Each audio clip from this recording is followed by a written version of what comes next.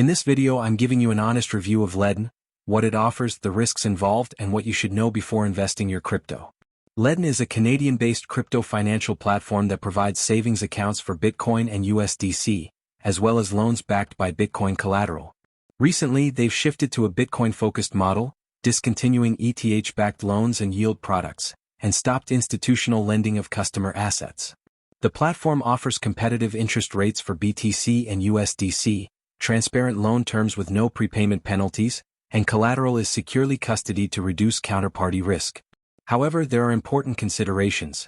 Crypto volatility means your collateral could be liquidated if prices drop sharply, withdrawal fees can be significant, and product options are more limited than before.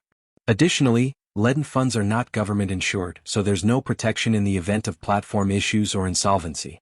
Overall, Ledn can be a useful tool for experienced crypto users comfortable with risk who want to earn yield or access BTC-backed loans.